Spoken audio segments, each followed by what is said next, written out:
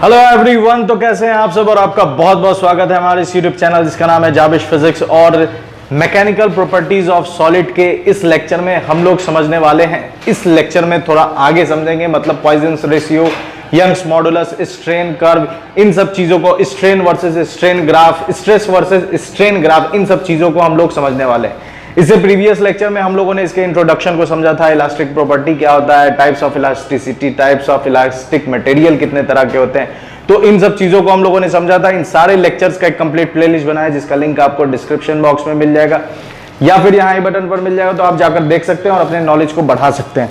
तो बिना वक्त जाए किए चलिए शुरू करते हैं और समझते हैं। इस लेक्चर में हम लोग बात करेंगे पहले स्ट्रेन के बारे में। ठीक है, स्ट्रेन क्या होता है? स्ट्रेस तो हम लोगों ने समझ लिया था। अभी तक स्ट्रेस जो हम लोगों ने पढ़ा था, तो एक फॉर्मूला हम लोगों को मिला है स्ट्रेस।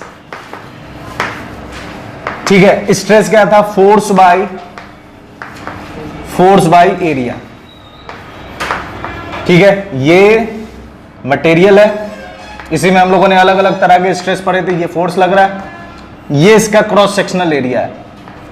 ठीक है, ये इसका है cross sectional area, cross sectional area. ठीक है, ये हम लोगों ने पढ़ा था। अब बात करते हैं स्ट्रेन की। स्ट्रेन है क्या? देखिए, तो हेडिंग है अभी जो हम लोग समझ रहे हैं वो क्या है? स्ट्रेन।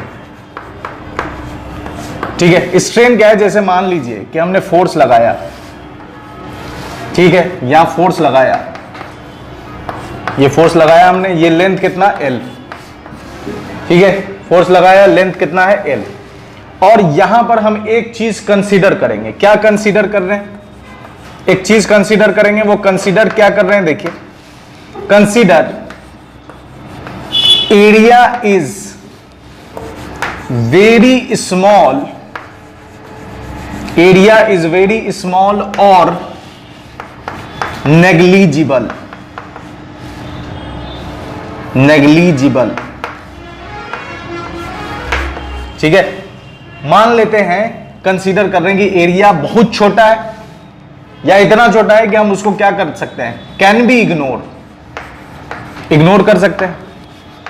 अब जब इग्नोर करेंगे, ठीक है, क्या कर रहे हैं? एरिया बहुत छोटा है, बहुत छोटा है, इतना छोटा है कि हम उसको इग्नोर कर रहे हैं। हमने फोर्स लगाया, फोर्स लगाने पर क्या होगा? फोर्स लगाया इधर भी, इनिशियली फोर्स लगाया इधर भी। ठीक है, इनिशियली मतलब ये पहले, इनिशियल, और ये क्या है? फाइनल। आप साफ देख सकते हैं इसके लेंथ में बदलाव आया। लेंथ कितना हो गया? L plus delta L। Length में बदलाव आ गया। लेंथ कितना हो गया? L plus delta L। तो यहां एक्चुअली में हुआ क्या? हुआ, एरिया को तो हम इग्नोर कर रहे हैं, तो इसके पास बच रहा है क्या? एरिया को हमने इग्नोर किया तो बचा क्या? सिर्फ लेंथ। तो यहां आप साफ देख सकते हैं क्या आया? चेंज इन लेंथ आया। ठीक है, चेंज इन लेंथ आया। तो हम एक रेशियो निकाल सकते हैं। रेशियो क्या है? तो कितना चेंज आया? Change in length by original length. Original पहले कितना था और बाद में कितना आया? Change in length by original length. तो इस रेशियो को ही हम लोग क्या बोलते हैं? स्ट्रेन। इस रेशियो को ही क्या बोलते हैं? स्ट्रेन। अच्छा, स्ट्रेन का यूनिट क्या होगा? तो दोनों का डायमेंशन सेम है, दोनों का डायमेंशन सेम है, तो स्ट्रेन इज यूनिटलेस। ये यूनिटलेस होगा, या ये कहिए डायमेंशनलेस। क्या होगा? ये डायमेंशनलेस होगा। ठीक है, कुछ पॉइंट्स भी देख लेते हैं। पहला पॉइंट, स्ट्रेन किस पर डिपेंड करेगा? Depends upon material. स्ट्रेन किस पर डिपेंड करता है? मटेरियल पर। कितना खिंचाएगा, कितना नहीं खिंचाएगा, ये किस पर डिपेंड कर रहा है? मटेरियल पर डिपेंड कर रहा है। दूसरी चीज क्या है इसमें कि स्ट्रेस किस पर डिपेंड करता है? Stress depends upon depends upon force. इसकी कहानी हम लोगों ने इसके पिछले लेक्चर में पढ़ा है, जिसका लिंक आपको डिस्क्रिप्शन बॉक्स में मिल जाएगा या फिर यहाँ आई बटन पर मिल जाएगा। पूरी चीजें, पूरी पीएचडी करी हम लोगों ने किस पर? स्ट्रेस पर। स्ट्रेस क्या है? Force by area. तो स्ट्रेस किस पर डिपेंड करेगा? फोर्स पर। स्ट्रेन किस पर डिपेंड करेगा?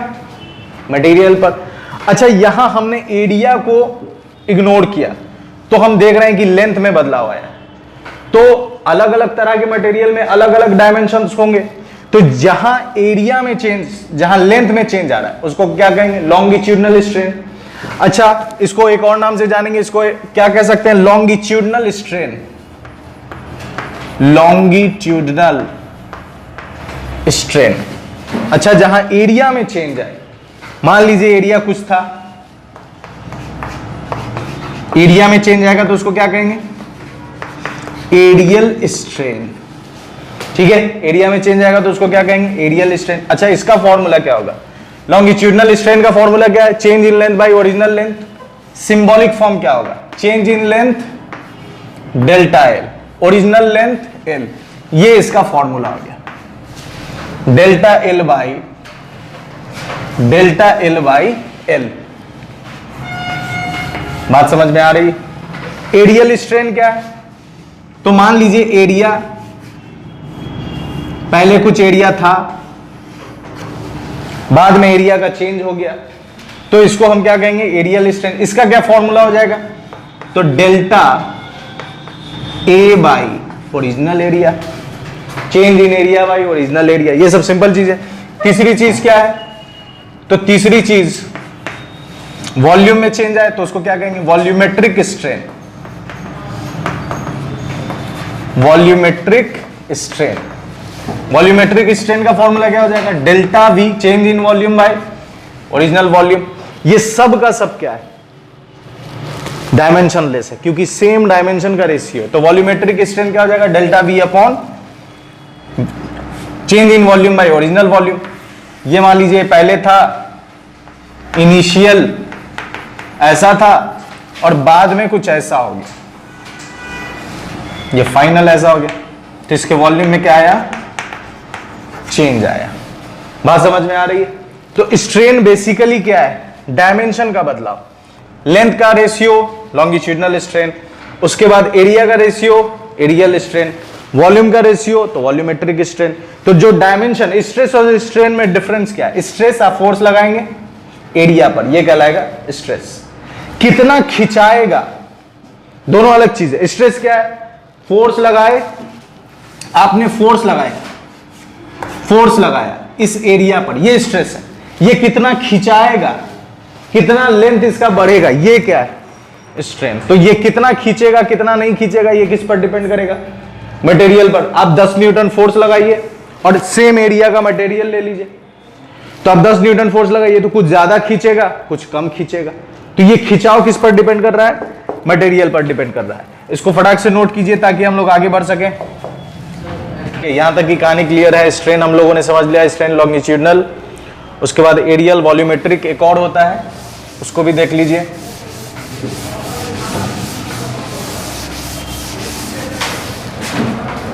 ठीक है, एक और तरह का स्ट्रेन होता है जिसको हम लोग बोलते हैं शियरिंग स्ट्रेन। ये कुछ टेंडेंशियल स्ट्रेस टाइप है, शियरिंग स्ट्रेन।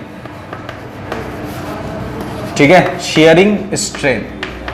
शियरिंग स्ट्रेन क्या होता है? जैसे ये हम लोगों ने टेंजेंशियल स्ट्रेस पढ़ा था, तो उसमें क्या था कि ये वाला हिस्सा क्या है? फिक्स्ड है, ये वाला हिस्सा फिक्स्ड है और ये वाला फ्री टू मूव है। इधर फोर्स लगाएंगे तो ये कुछ ऐसा हो जाएगा, ये कुछ ऐसा टेढ़ा हो जाएगा। क्यों टेढ़ा हुआ? क्योंकि नीचे का हिस्सा फिक्स्ड है, तो ये कुछ ऐसा हो गया। तो यहां जो एंगल बना फाई, यहां जो एंगल बना फाई, ठीक है, और ये क्या है? कितना डिस्प्लेस हुआ? एक्स। लेंथ इसका कितना? एल। ठीक है, तो ये जो रेशियो होगा एक्स अपॉन एल, ठीक है, एक्स अपॉन एल, इसी को हम लोग क्या बोलते हैं? Shearing stress. क्या बोलते हैं? Shearing stress, sorry shearing strain. ठीक है, तो क्या हो जाएगा? देखिए एल अपॉन एक्स, तो ये हो जाएगा shearing strain is equal to shearing strain is equal to हो जाएगा x अपॉन एल। ये आ गया आपका शेयरिंग स्ट्रेन। तो चार तरह के स्ट्रेन देख रहे हैं, लॉन्गिट्यूडनल, वॉल्यूमेट्रिक, एरियल और शेयरिंग स्ट्रेन। बात समझ में आ रही है? तो इसको भी नोट कर लीजिए फटाक से। अब इसके बाद बात करते हैं पॉइजन्स रेशियो। ठीक है, पॉइजन्स रेशियो क्या है उसको देख लीजिए। पहले आप इसको नोट कीजिए, फिर पॉइजन्स रेशियो बताते हैं। ठीक है, यहां तक की कहानी क्लियर है। अब इसमें एक चीज और छोटा सा पॉइंट आप समझ सकते हैं। ठीक है, इसमें एक और छोटा सा पॉइंट क्या आप समझ सकते हैं। देखिए, शेयरिंग स्ट्रेन ये है, volume, aerial, longitudinal shearing. Shearing क्या आया? x upon L. ध्यान से अगर देखें तो ये एक राइट एंगल ट्रायंगल है। ठीक है, राइट एंगल ट्रायंगल है। इस एंगल के लिए ये परपेंडिकुलर और ये बेस, इस एंगल के लिए ये परपेंडिकुलर और ये बेस। तो हम इसे क्या लिख सकते हैं? शेयरिंग स्ट्रेन को x अपॉन एल देखा जाए तो परपेंडिकुलर बाई बेस का रेशियो है। तो परपेंडिकुलर बाई बेस का फॉर्मूला क्या होता है? tan theta. तो हम लिख सकते हैं tan phi is equal to x upon L.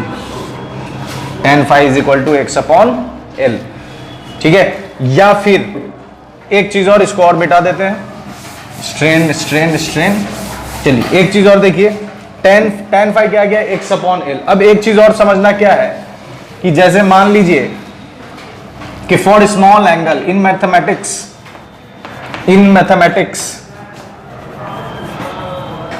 ठीक है, फॉर स्मॉल एंगल, अगर एंगल स्मॉल है तो जो फाई होगा वो बराबर हो जाता है tan फाई के और बराबर हो जाता है sin फाई के। इसका फुल प्रूफ मैंने बताया हुआ है, वो वीडियो यहाँ लिंक या डिस्प्ले हो रहा है, आप जाकर देख सकते हैं। फाई बराबर tan फाई बराबर sin फाई क्यों है, कैसे हुआ। और दूसरी चीज की ये रे ऑप्टिक्स और ऑप्टिक्स चैप्टर में बहुत ज्यादा मिलने वाला है ये हिस्सा, इसलिए इसको दिमाग में रखिए। फॉर स्मॉल एंगल फाई बराबर tan फाई बराबर sin फाई होता है। तो ये जो tan फाई है इसको सिंपली क्या लिख सकते हैं? Phi is equal to x upon L. और ये जो फाई है इसी को हम लोग कहेंगे शेयरिंग स्ट्रेन, जो एक्चुअली में फाई है is equal to x upon L. तो ये आपका आ गया शेयरिंग स्ट्रेन। ठीक है, तो शेयरिंग स्ट्रेन चार तरह का मिल गया, लॉन्गिट्यूडनल, एरियल, वॉल्यूम। एरियल था, वॉल्यूम, उसके बाद शेयरिंग स्ट्रेन। शेयरिंग स्ट्रेन क्या है? ये कुछ टेंजेंशियल स्ट्रेस टाइप मिलता जुलता है। वहां पर मैंने बताया था कि ये एंगल है, इस एंगल को आगे डिस्कस करेंगे और यही वो जगह है जहां हम लोग डिस्कस कर रहे हैं। अब बात करते हैं पॉइजन्स रेशियो की। तो पॉइजन्स रेशियो क्या है? देखिए, पॉइजन्स रेशियो, पॉइजन्स रेशियो किसे कहते हैं? Poisson's ratio. मान लीजिए कि एक वायर को हमने ऐसे लटका दिया है जिसका लेंथ कितना? L। डायमीटर, ये कुछ इसका डायमीटर होगा यहां पर। ठीक है, डायमीटर इसका कितना है? D। डायमीटर है इसका D, डायमीटर कैपिटल D। ठीक है, हमने इस पर वेट लगा दिया, इस पर फोर्स लगाया, नीचे कुछ वजन लगा दिया, W is equal to mg। कुछ वजन लगा दिया, वेट लगा दिया, कुछ चीज लटका दी, इससे लटकाएंगे तो ये लमड़ जाएगा। लमड़ेगा मतलब लंबा हो गया, तो ये कुछ ऐसा हो गया, यहां तक आ गया, मान लीजिए यहां तक आ गया। तो चूंकि जब ये लंबा होगा तो इसके अंदर डेल्टा एल का चेंज आया, डेल्टा एल का चेंज आया। ध्यान से देखें, किसी भी चीज को जब आप लंबा करेंगे तो उसका साइज भी क्या हो जाता है, मतलब वो पतला भी हो जाता है। तो इसका डायमीटर अब क्या है? इसका डायमीटर अब है, मान लेते हैं स्मॉल डी। ठीक है, स्मॉल डी या डेल्टा डी मान लीजिए, यहां डेल्टा एल है इसलिए डेल्टा डी कर दिया ताकि आपको समझने में आसानी हो। तो अब D upon L upon delta L या delta D upon D, change in diameter, change in diameter by original diameter upon change in length by original length. ये जो रेशियो है इसी को कहते हैं हम लोग पॉइजन्स रेशियो। तो पॉइजन्स रेशियो क्या है, बात समझ में आ रही। डेल्टा डी मतलब जो डायमीटर बाद में हुआ वो और जो पहले था वो, उसका ratio upon change in length by original length. तो change in length by original length क्या था, लॉन्गिट्यूडनल स्ट्रेन। तो इस रेशियो को ही हम लोग क्या कहते हैं, पॉइजन्स रेशियो। इस रेशियो का नाम क्या है, पॉइजन्स रेशियो। तो इसको भी नोट कर लीजिए फटाक से, और फिर ये भी नोट कर लीजिए। फिर हम लोग स्ट्रेस स्ट्रेन कर्व पढ़ेंगे। क्लियर है? चलिए अब आगे बढ़ते हैं और इसको इरेज करते हैं।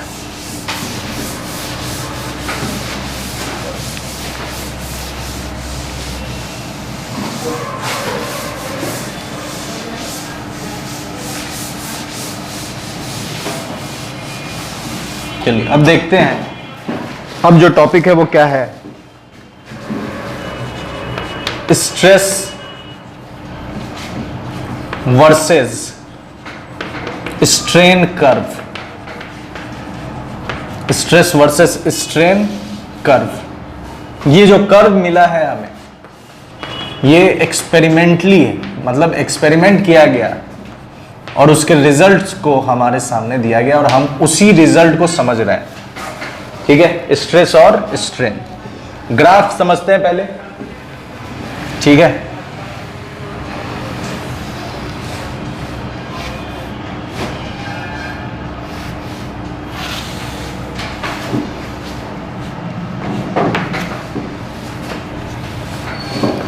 स्ट्रेन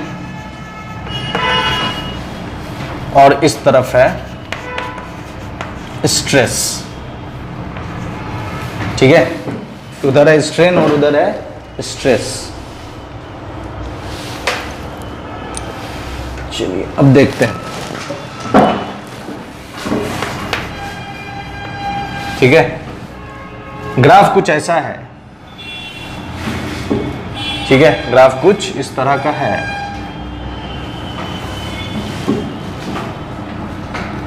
ये पॉइंट को अलग अलग कलर से दिखाएंगे,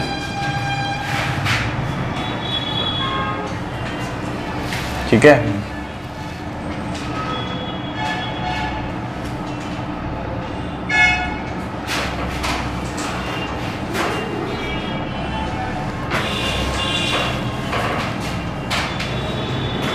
ठीक है, ये कुछ ग्राफ इस तरह का है। इस पॉइंट को मार्क कर लेते हैं, ए, ये पॉइंट बी, ये पॉइंट सी और सी, और ये पॉइंट डी, सी डी, हाँ, इस पॉइंट को डी मान लीजिए, ठीक है। डी, ई और एफ, ये पॉइंट है एफ। ध्यान से देखिए इस फिगर को, यही ग्राफ है स्ट्रेस वर्सेस स्ट्रेन कर्व। ये ग्राफ मिला कैसे, एक्सपेरिमेंट किया गया, उस एक्सपेरिमेंट के रिजल्ट को ही यहां हमारे सामने रखा गया और उसी को हम समझ रहे हैं। ध्यान से देखें तो आपको नजर आएगा कि ए से बी एक स्ट्रेट लाइन है। ए से बी क्या है, एक स्ट्रेट लाइन। बी से सी कर्व है, सी से डी भी कर्व है, डी से ई भी कर्व है और ई से एफ भी कर्व है। बी से एफ बेसिकली एक कर्व है जिसमें अलग अलग पॉइंट है जो अलग अलग बिहेवियर को बताएंगे। क्या हो रहा है यहां पर उसको समझते हैं। बात करते हैं सबसे पहले ए टू बी के लिए। सबसे पहले समझ रहे हैं कहां से कहां, ए टू बी, ठीक है। ए टू बी अगर आप देखें तो एक स्ट्रेट लाइन है, स्ट्रेट लाइन है, इसका मतलब ये किसको दिखा रहा है, इलास्टिक बिहेवियर।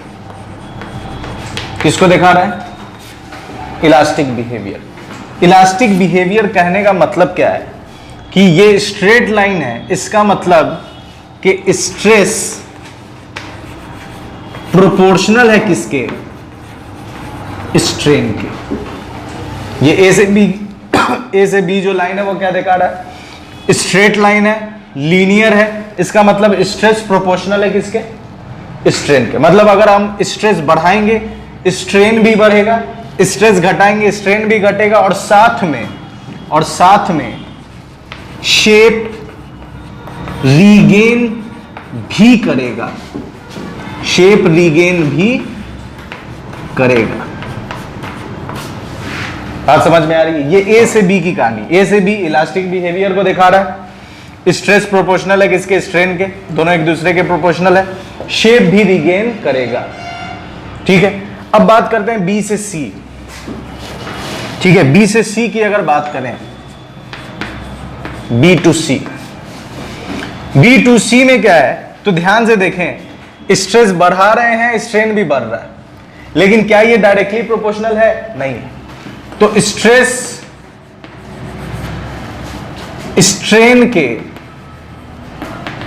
स्ट्रेन के प्रोपोर्शनल नहीं है, प्रोपोर्शनल नहीं है, स्ट्रेस स्ट्रेन के प्रोपोर्शनल नहीं है, बट शेप रीगेन कर लेगा। क्या कर लेगा, शेप रीगेन कर लेगा, शेप रीगेन कर लेगा यहां पे। अच्छा, बी से सी की कहानी खत्म। सी से डी देखें, सी से डी अगर देखें ध्यान से, तो हल्का स्ट्रेस बढ़ा है स्ट्रेन बहुत बढ़ गया। सी से डी में एलिवेशन ज्यादा नहीं, हल्का एलिवेशन। तो स्ट्रेस मैंने हल्का बढ़ा, स्ट्रेस अगर हम हल्का बढ़ाएंगे तो स्ट्रेन बहुत ज्यादा बढ़ जाएगा। तो इसको भी लिख लेते हैं, बी से सी की ये कहानी। सी से डी क्या बता रहा है, सी से डी बता रहा है कि हल्के स्ट्रेस पर स्ट्रेन बहुत होगा, स्ट्रेन बहुत होगा, बहुत होगा। ठीक है, बहुत होगा, और शेप भी रीगेन कर लेगा, शेप यहां भी रीगेन कर लेगा, रीगेन कर लेगा। ठीक है, शेप यहां भी रीगेन कर लेगा। ठीक है, सी से डी की भी कहानी समझ में आ रही है कि हल्का भी स्ट्रेस बढ़ाएंगे तो स्ट्रेन बहुत ज्यादा होगा, शेप भी रीगेन कर लेगा, लेकिन स्ट्रेस प्रोपोर्शनल स्ट्रेन नहीं होगा। डी से ई की कहानी क्या है, तो डी से ई की कहानी,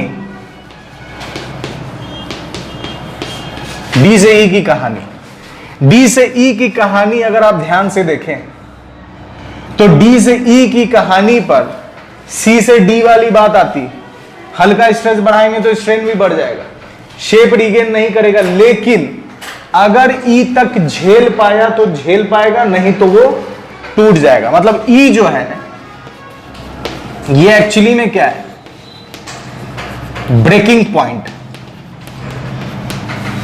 ई क्या है, ब्रेकिंग पॉइंट। यहां तक पहुंचा और यहां के बाद आप स्ट्रेस कम भी कर दीजिए, उससे कोई फर्क पड़ने वाला नहीं, वो इलास्टिक लिमिट से आगे चला गया, उससे फिर वो पीछे नहीं आएगा, वो उतना पर जाकर फिक्स हो जाएगा। हो सकता है टूट जाए, अगर टूटा नहीं तो उतना पर जाकर वो कांस्टेंट हो जाएगा, वो शेप को रीगेन नहीं करेगा। कहां तक रीगेन कर लेगा, डी तक रीगेन कर लेगा, लेकिन ई तक रीगेन नहीं करेगा। ई क्या है, ब्रेकिंग पॉइंट है, ई क्या है, ब्रेकिंग पॉइंट। तो डी से ई के लिए क्या है, हल्के स्ट्रेस पर स्ट्रेन बहुत होगा और शेप भी रीगेन कर लेगा, लेकिन डी टू ई में सी टू डी की कहानी,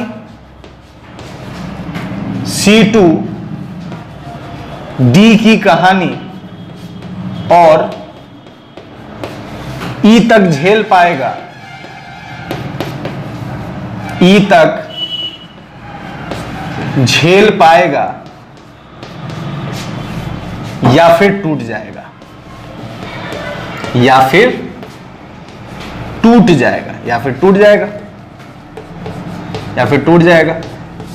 ठीक है, और स्ट्रेस कम कीजिएगा तो कोई फायदा नहीं, और स्ट्रेस कम करने का ठीक है, स्ट्रेस कम करने का कोई फायदा नहीं। ठीक है, अच्छा ये ग्राफ हमने जो बनाया है किस बेसिस पर बनाया है, इसको भी थोड़ा देख लीजिए। Basis of graph, basis of graph, यहां हमने क्या किया, एक रॉड को लटका दिया और उस पर एक मास लगा दिया, लेंथ इसका L है। ठीक है, इसको थोड़ा इधर बनाते हैं। ठीक है, ये एक रॉड है, इसको भी मिटाओ। ये एक रॉड है जिसका मास, रॉड या कुछ भी स्ट्रिंग जिसका लेंथ कितना L, मास लगा दिया, और फिर ये इतना हो गया, ये लमरकर इतना हो गया। तो यहां तक तो L है, यहां तक तो L है, ये यहां से यहां कितना है, डेल्टा L, डेल्टा L बढ़ गया। स्ट्रेस कितना लिखेंगे इसके लिए, स्ट्रेस लिखेंगे, स्ट्रेस लिखेंगे फोर्स बाय एरिया। ठीक है, स्ट्रेस कितना लिखेंगे, तो स्ट्रेस लिखेंगे फोर्स, फोर्स कितना लग रहा है, वेट, वेट कितना mg, mg by a। Strain कितना लिखेंगे, स्ट्रेन लिखेंगे delta L by L, delta L by L। तो उस बेसिस पर यह ग्राफ बना है, एक रॉड, एक स्ट्रिंग है जिस पर हमने मास लगाया, वो खिंचाएगा, उस वेट के इन्फ्लुएंस में उसकी लेंथ बढ़ती चली जाएगी, बढ़ती जाएगी, बढ़ती जाएगी, बढ़ती जाएगी। एक इलास्टिक लिमिट मिलेगा हमें, उस इलास्टिक लिमिट में स्ट्रेस प्रोपोर्शनल होगा स्ट्रेन के, बढ़ाएंगे तो बढ़ेगा, घटाएंगे तो घटेगा, और शेप भी रिगेन कर लेगा। उसके बाद डायरेक्टली प्रोपोर्शनल नहीं होगा, बढ़ाएंगे हो सकता है नहीं बढ़े। ठीक है, डायरेक्टली प्रोपोर्शनल नहीं होगा, बढ़ाया नहीं बढ़ा, या और बढ़ाया तो ज्यादा बढ़ गया, या हल्का बढ़ाया तो ज्यादा बढ़ गया, मतलब इस रिलेशन को फॉलो नहीं कर रहा है। लेकिन जैसे ही हम स्ट्रेस कम करते हैं, शेप रिगेन कर लेता है। फिर उसके आगे उस बिहेवियर को देखिए, सी से डी, तो सी से डी में भी अगर हमने हल्का भी, अब पॉइंट लेवल का भी मास रख दिया, हल्का भी मास बढ़ा दिया, तो स्ट्रेन बहुत ज्यादा, मतलब बहुत ज्यादा खिंचा जाएगा, और बहुत ज्यादा खिंचाएगा। फिर हमने स्ट्रेन कम किया, स्ट्रेस कम किया, तो वो अपने शेप को भी रिगेन कर लेगा। लेकिन जो डी से ई पॉइंट है, ये यहां तक फॉलो करता है कि स्ट्रेस कम कर लेगा। लेकिन अगर डी के आगे, ठीक है, डी टू ई की बात कर रहे हैं, डी की आगे, डी टू ई में इतना है, लेकिन अगर इस तक झेल पाया तो ठीक है, नहीं तो वो क्या हो जाएगा, टूट जाएगा, और ये ब्रेकिंग पॉइंट है। और यहां से यहां की जो लिमिट है, जैसे आप एक रस्सी, जैसे मेटल ले लीजिए, जैसे वायर आप देखते हैं, तो वायर को क्या किया जाता है, खींच के लंबा किया जाता है। तार अगर आप देखें कॉपर वायर, तो वो क्या रहता है, लंबा रहता है।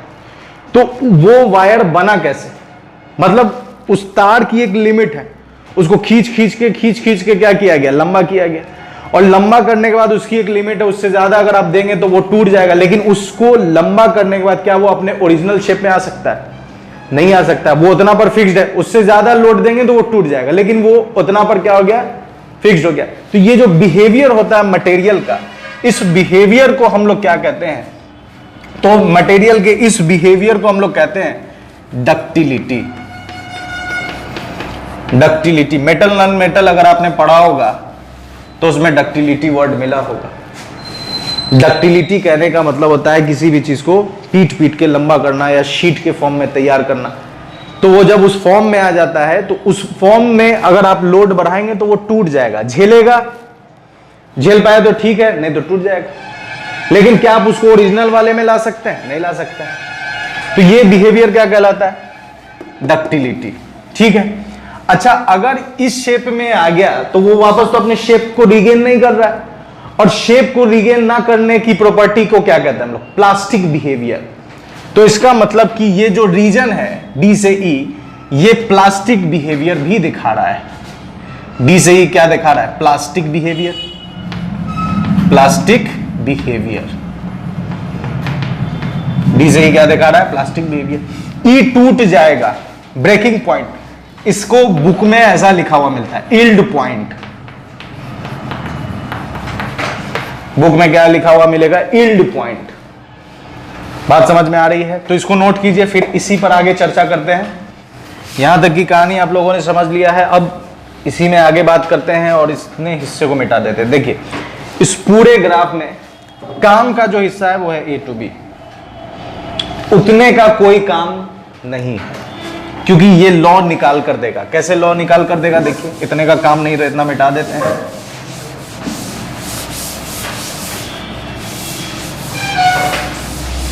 काम नहीं है तो मिटा दो, ठीक है।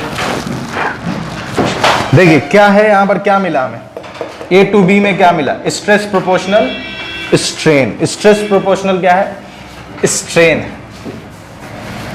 तो यहां लिखते हैं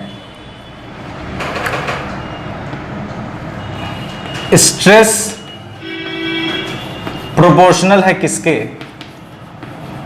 स्ट्रेन के, ठीक है। स्ट्रेस प्रोपोर्शनल है किसके? स्ट्रेन के। आपको पता है जहां भी प्रोपोर्शनैलिटी का साइन हटेगा कुछ ना कुछ कांस्टेंट आता है, स्ट्रेन। और क्या आया? कांस्टेंट। तो कांस्टेंट बराबर क्या मिला हमें? कांस्टेंट बराबर मिलता है स्ट्रेस अपॉन स्ट्रेन। इसी कांस्टेंट को हम लोग एक और नाम से जानते हैं, modulus of elasticity. Modulus of elasticity. और ये जो रिलेशन आया, मतलब मॉडुलस ऑफ इलास्टिसिटी क्या मिला हमें? Stress by strain. ये एक फॉर्मूला मिल गया, एक रिलेशन मिल गया, और इसी रिलेशन को हम लोग बोलते हैं हुक्स लॉ। इसी रिलेशन को हम लोग क्या बोलते हैं? Hooke's law. ये रिलेशन क्या है? Hooke's law. Modulus of elasticity क्या मिला हमें? Stress by strain.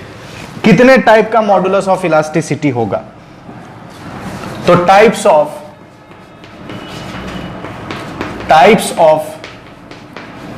Modulus of elasticity कितने तरह का होगा? देखिए, पहला Young's modulus of elasticity. Young's modulus of elasticity. Symbol इसका y, ठीक है। y बराबर क्या होगा? लॉन्गिट्यूडनल स्ट्रेस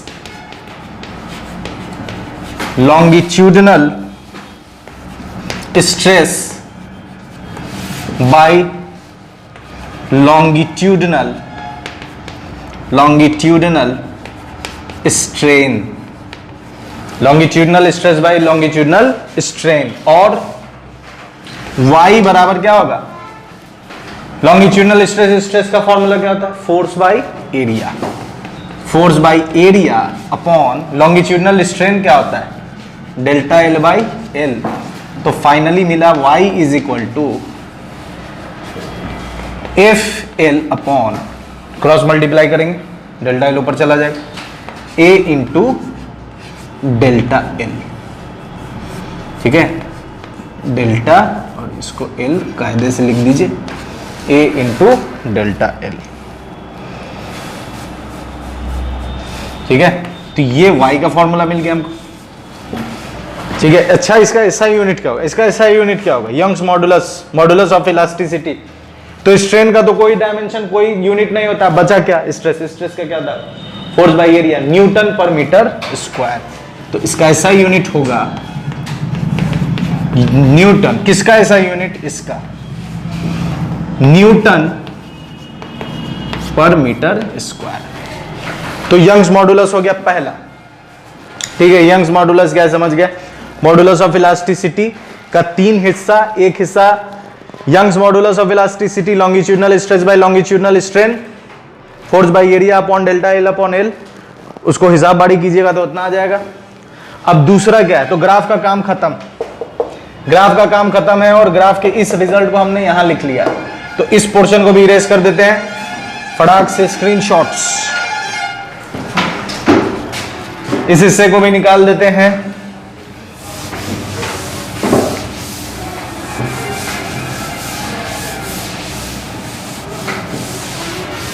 इस हिस्से को भी हमने निकाल दिया, ठीक है। स्ट्रेस बाय स्ट्रेन हो गया। अब बात करते हैं आगे दूसरा टाइप, दूसरा, ठीक है। पहला हो गया यंग्स मॉडुलस ऑफ इलास्टिसिटी, दूसरा बल्क मॉडुलस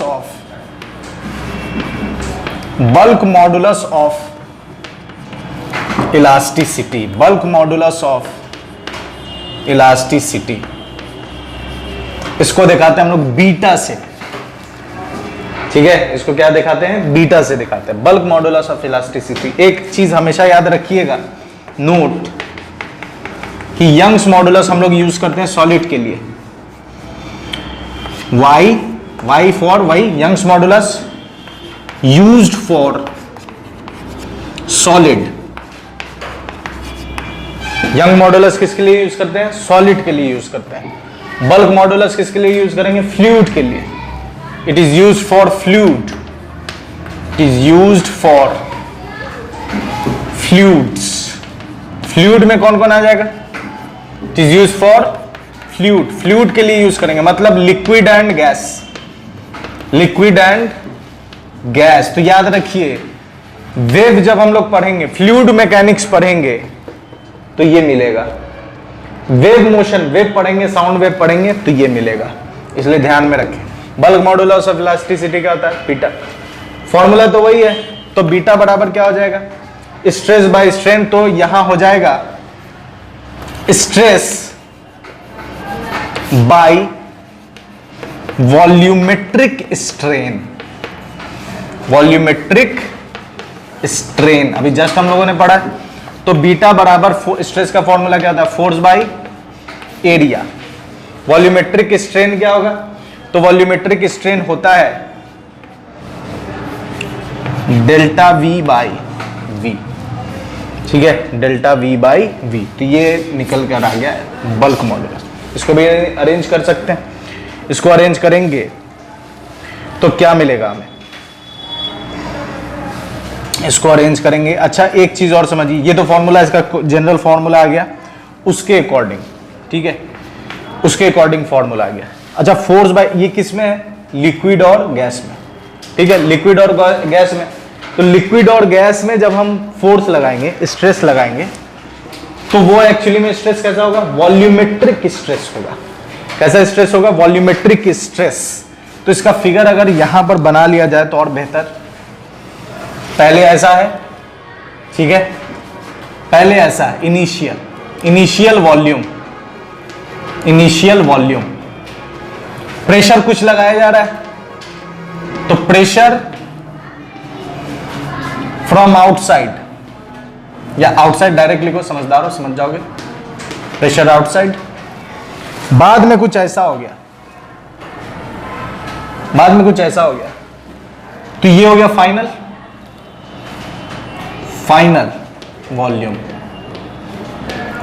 वॉल्यूम, ठीक है। और प्रेशर, अंदर से भी तो प्रेशर लगेगा, तो प्रेशर इनसाइड, पीआई मतलब प्रेशर इनसाइड, पीआई मतलब प्रेशर इनसाइड, और पीओ मतलब प्रेशर आउटसाइड, ठीक है। प्रेशर, तो स्ट्रेस का फॉर्मूला, प्रेशर का भी फॉर्मूला तो यही होता है, फोर्स बाय एरिया, स्ट्रेस का भी फॉर्मूला वही है। तो इसको हम लोग एक और तरीके से लिख सकते हैं, और उसको लिखेंगे कैसे? देखिए, बीटा बराबर यहां पर डाल देंगे वॉल्यूमेट्रिक स्ट्रेस, मतलब कि change in pressure, delta P by minus delta V by V. बात समझ में आ रही है? बात समझ में आ रही? क्योंकि वॉल्यूम में चेंज हम कैसे करेंगे? प्रेशर क्रिएट करके। एक तरफ तो फोर्स आप लगाइएगा नहीं, तो प्रेशर ही है जो एक इक्वल हाइट पे डिस्ट्रीब्यूट होता है, पास्कल्स लॉ। तो प्रेशर लगाकर हम क्या करेंगे? वॉल्यूम में चेंज करेंगे। इसलिए delta P by minus delta V by V. और हम इसको ऐसे भी लिख सकते हैं, बीटा बराबर minus V DP by DV. अच्छा, ये माइनस क्यों लगा हुआ है? माइनस इसलिए लगा हुआ है क्योंकि जो चेंज इन वॉल्यूम है वो निगेटिव आएगा। डेल्टा वी जो होगा वो V final minus V initial, तो वी फाइनल छोटा है और वी इनिशियल बड़ा है, क्योंकि इनिशियली बड़ा था और फाइनली वो छोटा हो गया। तो डेल्टा वी कैसा आएगा? देयरफॉर डेल्टा वी कैसा होगा? निगेटिव होगा। इस निगेटिव को पॉजिटिव करने के लिए यहां पर क्या लगाया गया? निगेटिव साइन लगाया गया। तो इलास्टिसिटी, मॉडुलस ऑफ इलास्टिसिटी तीन तरह का। पहला हम लोगों ने देख लिया यंग्स मॉडुलस, उसका फॉर्मूला। दूसरा हम लोगों ने देख लिया बल्क मॉडुलस, ठीक है। दूसरा हम लोगों ने देख लिया बल्क मॉडुलस बीटा, इसका फिगर ये है। तीसरा हम लोग देखेंगे मॉडुलस ऑफ रिजिडिटी। तो ये बीच का हिस्सा मैं मिटा रहा हूं, फटाक से आप स्क्रीनशॉट लो, फिर मैं बीच का हिस्सा मिटा देता हूं। तुम लोग कहोगे बीच का हिस्सा, ठीक है। आइए देखते हैं आगे। Modulus of rigidity, modulus of rigidity, ठीक है। तीसरा जो है, पहला दूसरा, तीसरे को व्हाइट से लिखते हैं। Modulus of rigidity, modulus of rigidity, इसका सिंबल होता है ये, इसको पढ़ते हैं एटा, ना ही बेटा ना ही नेटा, इसको क्या पढ़ेंगे? एटा। एटा बराबर क्या होगा? मॉडुलस ऑफ रिजिडिटी एटा बराबर क्या होता है? तो ये होता है, जैसे इसके लिए भी फिगर बना लो। यंग्स का तो आसान था, लेंथ के लॉन्ग, इसलिए उसका फिगर नहीं बनाए, इसका जरूरी था, ठीक है। डेल्टा पी, एक चीज और यहां डेल्टा पी लिख लो ताकि कंफ्यूजन ना हो। Pressure outside minus pressure inside. Delta P का वैल्यू ये है, ठीक है। डेल्टा पी की वैल्यू ये, PO minus pi, pressure outside minus pressure inside. Modulus of rigidity, इसके लिए फिगर हम लोगों ने क्या बनाया था? देखिए, ये फिक्स्ड है, नीचे का हिस्सा फिक्स्ड, यहां फोर्स लगाए, नीचे का हिस्सा फिक्स्ड है, ऊपर फोर्स लगाएंगे तो कुछ ऐसा हो जाएगा, ये कुछ ऐसा हो गया। ये चेंज हुआ x, ये चेंज हुआ l, या एंगल फाई अभी जस्ट हम लोगों ने पढ़ा है, ठीक है। तो इसमें जो बदलाव आ रहा है ये कितना होगा? ये क्या है? इसको कैसे डिफाइन करेंगे? मॉडुलस ऑफ रिजिडिटी, ठीक है। मॉडुलस ऑफ रिजिडिटी, इसको एक और नाम से जानते हैं शियरिंग स्ट्रेस, शियर नहीं, शियर स्ट्रेन, इसको एक और नाम से जानते हैं, लिख लेते हैं यहां पर, शियर स्ट्रेन, इसका एक और नाम है शियर स्ट्रेन, ठीक है। इसका एक और नाम है शियर स्ट्रेन, ठीक है। तो इसको कैसे डिफाइन करेंगे? एटा बराबर ये होता है स्ट्रेस अपॉन, फॉर्मूला क्या है? स्ट्रेन। यंग्स मॉडुलस, भले मॉडुलस ऑफ इलास्टिसिटी यही तो था, स्ट्रेस अपॉन स्ट्रेन। तो लॉन्गिट्यूडनल वाला डाला तो यंग्स मिला, वॉल्यूम वाला डाला तो बल्क मिला, और टेंजेंशियल वाला डालेंगे तो क्या मिल जाएगा? मॉडुलस ऑफ रिजिडिटी, जिसको हम लोग एक और नाम से जानते हैं शियर स्ट्रेन। तो स्ट्रेस कितना है? फोर्स बाय एरिया, और स्ट्रेन यही ना होता है फाई, अभी जस्ट हम लोगों ने निकाला था। स्ट्रेस क्या होता है? यही फाई।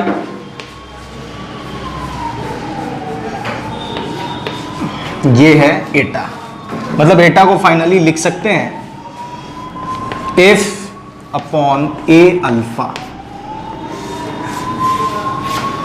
बात समझ में आ रही है? तो तीन तरह के हम लोगों ने मॉडुलस ऑफ इलास्टिसिटी देख लिया, यंग्स, बल्क और मॉडुलस ऑफ रिजिडिटी। फटाक से इसको नोट कीजिए, ठीक है। तो यहां तक की कहानी क्लियर है, और उम्मीद करते हैं इतना बेहतरीन तरीके से समझ में आ गया होगा। तो मेरे साथ बने रहने के लिए बहुत बहुत शुक्रिया, अपना ख्याल रखें, गुड बाय एंड खुदा हाफिज।